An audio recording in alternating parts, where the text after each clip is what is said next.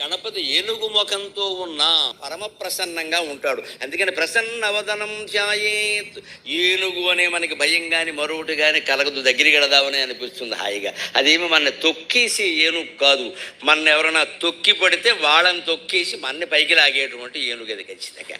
నా భక్తుడు సంగతి నేను చూసుకుంటాను రాని ప్రతిజ్ఞ చేసేటువంటి ఏనుగు ప్రసన్నవదనం. అంతేకాదు, పూజ చేసినా ఏం చేసినా దయచేసి ఒక్కటి గుర్తుపెట్టుకోండి, మనం ప్రసన్నవదనంతో ఉండాలి.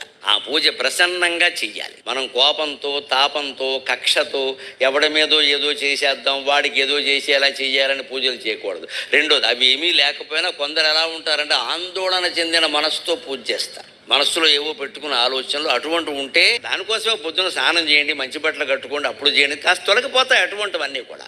మనస్సులోంచి అవి తొలగించుకోవాలి. ఎప్పుడు మన మొహం బాగుంటే పూజ చేసే విధానం కూడా బాగుంటుంది. అప్పుడు కోరికలు కూడా తప్పనిసరిగా ఫలిస్తాయి. గణపతి